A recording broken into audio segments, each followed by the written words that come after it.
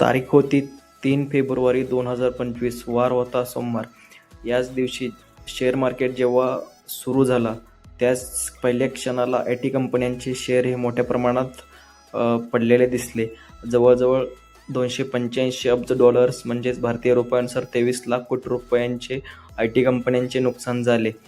हे का झाले याच्या मागे एक मेन कारण होतं, ते म्हणजे 30 जानेवारी 2025 रोजी अँथ्रोपिक या AI स्टार्टअपने लॉन्च केलेले क्लाउडे कोवर्क अँड त्यांचे दुसरे मॉडेल क्लाउडे ओपस 4.6 या दोन्ही फीचरमुळे मोठ्या प्रमाणात आय टी कंपन्यांमध्ये आपल्याला पडझड पाहण्यास मिळाली.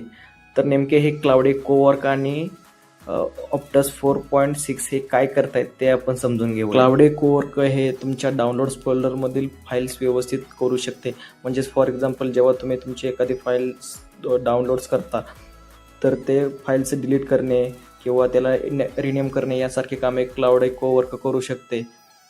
अजून दुसरे टास्क बोलले तर तुमच्या नोट्स वाचून ते रिपोर्ट तयार करू शकतो, कायदेशीर डॉक्युमेंट्स तपासू शकतो, मार्केटिंग आणि सेल्सचे काम करू शकतो, फायनान्शियल अनालिसिस करू शकतो. म्हणजेच एक प्रकारे क्लाउडे कोवर्क हा तुमचा एक पार्टनर म्हणून, ॲज अ कलिग म्हणून तुमचा तो मदत करू शकतो.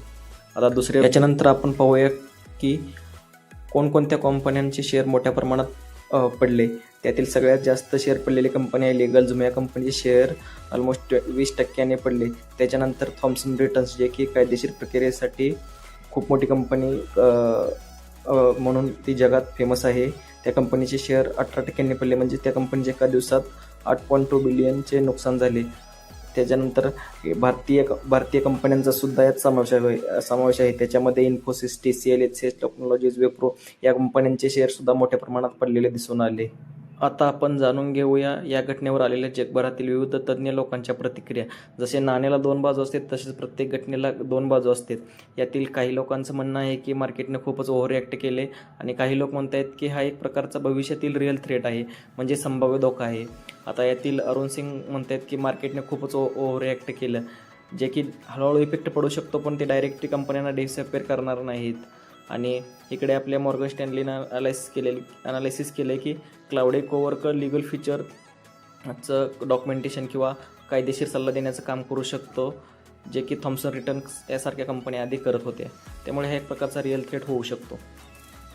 आता तुम्ही म्हणतच चाल की एवढ्या मोठ्या क्रॅश का झाला, तर गुंतवणूकदारांच्या मनात भीती का निर्माण झाली, हा आपल्या व्यवसायाच्या मॉडेलला धोका निर्माण करू शकतो का, आपण एका उदाहरणासहित समजून घेऊया.